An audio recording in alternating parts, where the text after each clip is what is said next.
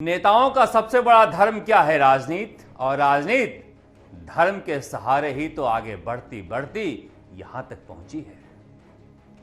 मुख्यमंत्री अशोक गहलोत आज भगवत कथा में शामिल होने के लिए एक नहीं 2 जिलों में पहुंचे। 12 पहुंचे, वहां भी भगवत कथा में शामिल हुए। उसके बाद डूंगरपुर पहुंचे, वहां भी भगवत कथा में शामिल हुए। आप सोच रहे होंगे कि अचानक से ऐसा क्या हो गया कि मुख्यमंत्री अशोक गहलोत भगवत कथा सुनने के लिए हेलीकॉप्टर लेके जिला दर जिला घूम रहे हैं। दरअसल प्रधानमंत्री नरेंद्र मोदी दौसा आए, दौसा में आकर हमला कर गए, कुछ व्यक्तिगत हमले भी किए। जवाब देना जरूरी था। अचानक से इतनी भीड़ कहां जुटती, लिहाजा 2 भगवत कथा कार्यक्रम में मुख्यमंत्री अशोक गहलोत पहुंचे। पहला 12 में, जहां पर प्रमोद जैन भाया और उनकी पत्नी उर्मिला जैन भाया ने भगवत कथा कार्यक्रम का आयोजन किया था। भीड़ अच्छी थी। भगवत कथा सुनने वैसे भी भीड़ बहुत आती है। थोड़ी देर के लिए कथावाचक मंच छोड़कर चला गया और फिर मंच पर राजनैतिक वाचन का काम मुख्यमंत्री अशोक गहलोत ने संभाला। बजट दिए हैं तो योजनाएं भी समझाए, मगर उसके साथ यह भी समझाए कि मैं केवल 34 सेकेंड ही गलत लाइनें पढ़ा था बजट पिछले साल का पढ़ते वक्त, जिसे लेकर प्रधानमंत्री मेरा मजाक उड़ा रहे हैं। अब ये नहीं बता पा रहे हैं, कोई ये नहीं बता पा रहा है कि ये 34 सेकेंड ही था, तो फिर ये आया कहां से था? गलती किसकी थी? अधिकारियों की थी या मुख्यमंत्री की खुद की थी? बस यह कह रहे हैं गलती थोड़ी सी थी, कोई बड़ी गलती नहीं थी जिसे लेकर हंगामा मचाया जा रहा है। अब देखिए, राजनीति के इस खेल में छोटी गलती भी बड़ी हो जाती है जब आपका कार्यक्रम बड़ा हो। भगवत कथा में अपनी योजना समझाने के बाद मुख्यमंत्री अशोक गहलोत को डूंगरपुर जाना था, मगर पता नहीं क्यों आजकल बोहनी खराब हो जा रही है मुख्यमंत्री अशोक गहलोत की। बजट की इतनी तैयारी थी, पिछले साल का पढ़ दिया, और आज भगवत कथा में हिस्सा लेने जाना था, हेलीकॉप्टर खराब हो गया, फिर कार में कोटा आना पड़ा, वहां से दूसरे हेलीकॉप्टर में डूंगरपुर जाना पड़ा। वहां पर भी जाते जाते देर हो गई, क्योंकि समझ ही गए हेलीकॉप्टर खराब हो गया था। फिर सभी से कहा गया कि भगवत कथा रोककर जितने मंत्री गए हैं 1-1 मिनट के लिए बोल लें। सबने जल्दी जल्दी राजनीतिक कथा वाचन किया, क्योंकि भीड़ भगवत कथा के लिए बैठी थी। लगे हाथ सियासत भी समझ ली। लोग कह रहे हैं कि भीड़ का टोटा हो रहा है क्या, जो भगवत कथा में राजनीतिक भाषण दिए जा रहे हैं? लोग कह रहे हैं, पता नहीं, मगर कथावाचकों की आजकल पौबारा है। देखे नहीं, बागेश्वर सरकार के पास किस तरह से पालथी मारकर कमलनाथ जी बैठे थे और कांग्रेस के नेता घुटनों पर बैठे थे। वसुंधरा राजे तो बाबा रामदेव के कदमों में ऐसे झुक गई थी जैसे बाबा तेरा ही सहारा है। जैसे गुलाब चंद कटारिया का नाम असम के लिए सामने आया है, वसुंधरा राजे अचानक से एक्टिव हो गई हैं।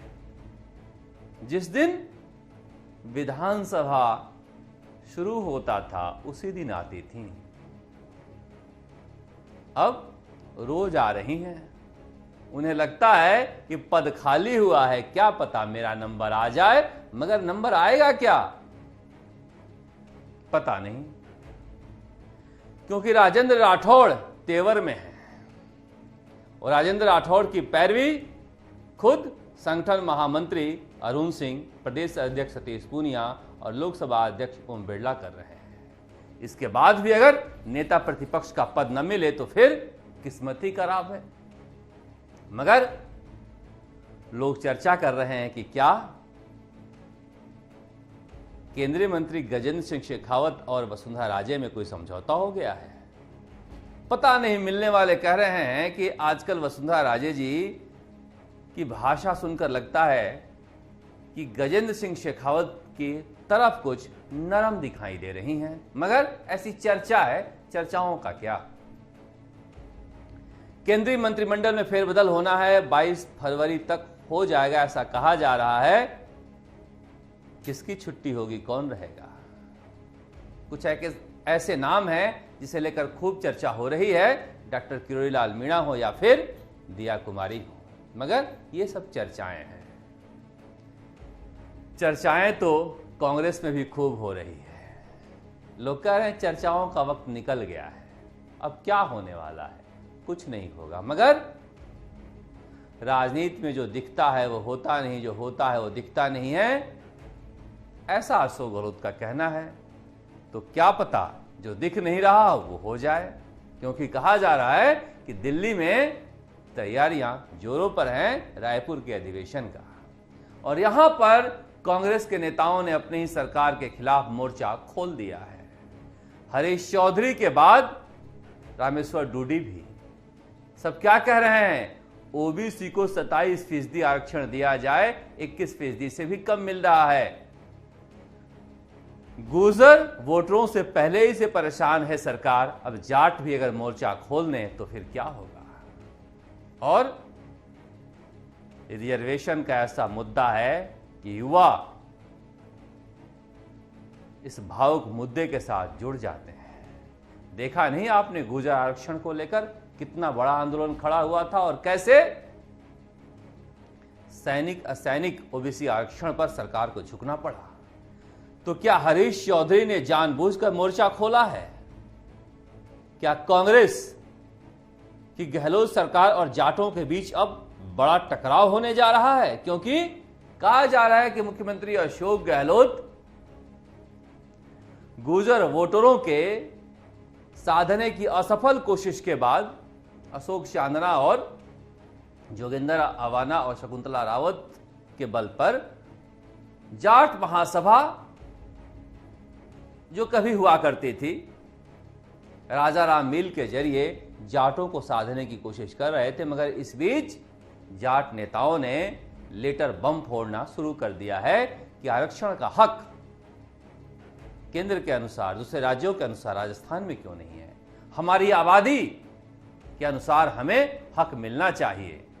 तो क्या जातीय जनगणना राजस्थान में भी की जाएगी? अगर बिहार में महागठबंधन जातीय जनगणना करा रही है तो वहां शामिल कांग्रेस यहां भी करवाएगी क्या? और फिर जातीय टकराव भी होंगे क्या? क्योंकि चुनावी साल है, कोई नेता पीछे रहने नहीं चाहता है। और इस बीच जो खबर आ रही है उस खबर को सुनकर हंसी भी आ रही है और उसके पीछे की सियासत भी समझ में आ रही है। कहा जा रहा है कि मुख्यमंत्री अशोक गहलोत को 2 फरवरी को राज्यपाल के अभिभाषण पर रिप्लाई देना था और रघु शर्मा नहीं थे। महेश जोशी ने नोटिस थमा दिया है, ऐसा कहा जा रहा है। पता नहीं कौन कौन कहां कहां क्या क्या बोल रहा है, मगर बेचारे रघु शर्मा को नोटिस थमा दिया गया, ऐसी चर्चा है। गुजरात के प्रभारी के पद से अभी तक तो उनका इस्तीफा स्वीकार भी नहीं हुआ है और नोटिस थमा दिया गया। और नोटिस किसने थमाया? महेश जोशी ने, जिसे खुद ने कांग्रेस ने नोटिस थमा रखा है। वैसे ये अदावत पुरानी है, मगर रघु शर्मा के तेवर जिन्होंने देखे हैं वो देखे हैं। कह रहे हैं रघु शर्मा फोन उठाए और ऐसी की तैसी भी कर दिए हैं, ऐसी चर्चा है। पता नहीं चर्चाओं में कितना दम है, मगर देखिए कांग्रेस की सियासत को, हरीश चौधरी से लेकर रघु शर्मा तक। मुख्यमंत्री अशोक गहलोत मंत्रियों को लेकर भगवत कथा में शामिल हो रहे हैं। भगवान के सहारे वापसी की कोशिश में लगे हुए हैं, क्योंकि वसुंधरा राजे पहले से कह रही है मैं तो पहले से भगवान के सहारे हूं। इसीलिए कहा जा रहा है कि राजस्थान की सियासत में बहुत कुछ होने वाला है और सचिन पायलट कल जयपुर आ रहे हैं। कहा जा रहा है कि पूरे राजस्थान में ताबड़तोड़ रैलियां की तैयारियां जोरों पर हैं। हर इलाके में फरवरी में रैलियां हो रही है। क्या रैली ही होगी या फिर कहानी आगे भी बढ़ेगी? मुख्यमंत्री अशोक गहलोत की राजनीति यहां से कहां जाती है और सचिन पायलट क्या करते हैं रैलियों के जरिए? क्या कांग्रेस के अंदर या फिर कांग्रेस के बाहर भी अपनी ताकत दिखाते हैं? क्योंकि बहुत सारे लोग कहने लगे हैं कि होली के बाद राजस्थान की राजनीति के नए समीकरण बन सकते हैं। डॉक्टर किरोड़ीलाल मीणा, सचिन पायलट, हनुमान बेनीवाल, कई ऐसे नाम हैं, बीटीपी। इधर बीजेपी भी तैयारियां पूरी कर रही है। ऐसा कहा जा रहा है कि प्रधानमंत्री नरेंद्र मोदी की रैलियों में भीड़ देखने के बाद बीजेपी ने अगले 10 महीनों में प्रधानमंत्री नरेंद्र मोदी की 21 रैलियां कराना तय किया है और अमित शाह हर महीने राजस्थान आएंगे। तो समझा जा सकता है कि बीजेपी किस तरह से राजस्थान के चुनाव को गंभीरता से ले रही है। और जब आज अमित शाह से पूछा गया कि मुख्यमंत्री अशोक गहलोत हो या कोई हो, राजस्थान में सरकार एक बार कांग्रेस की बनती है, एक बार बीजेपी की बनती है, तो अमित शाह ने कहा कि हम वहां सरकार बनाने जा रहे हैं। और अशोक गहलोत कह रहे हैं कि हम रिपीट करने जा रहे हैं, इतिहास बनाने जा रहे हैं। पता नहीं, हर नेता अपनी तरह से बात करता है, मगर चुनाव कौन जीतेगा? इस बीच सीबीआई की एंट्री हो गई है क्या? कहा जा रहा है कि कृष्णा पुनिया को सीबीआई ने नोटिस दिया है एसआई आत्महत्या मामले में। तो क्या और मामलों में भी अब सीबीआई सक्रिय होगी?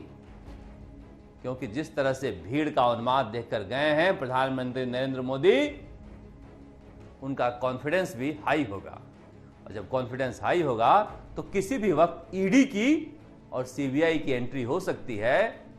ईडी की एंट्री पेपर लीक के मामले में भी हो सकती है, क्योंकि बीबीसी के दफ्तर पर इनकम टैक्स के छापे, यह कहानी कह रहा है कि बीजेपी अपने किसी भी काम के लिए शर्मिंदा नहीं है। वो समझाना जानती है कि हम ऐसा क्यों कर रहे हैं। और इसीलिए शायद मुख्यमंत्री अशोक गहलोत आज भगवत कथा में बैठी हुई महिलाओं को समझा रहे थे कि पेपर लीक केवल यही नहीं हुआ है, राष्ट्रव्यापी समस्या है, गुजरात में भी हुआ है। क्योंकि उन महिलाओं के भाई, बच्चे, बेटे, पति पेपर लीक से हलकान हुए जा रहे हैं। राजस्थान की सियासत में क्या होने वाला है, क्या होगा, इसे लेकर हर खबर हम आप तक पहुंचाते रहेंगे। आप देखते रहिए राजस्थान तक। नमस्कार। जयपुर से शरद कुमार।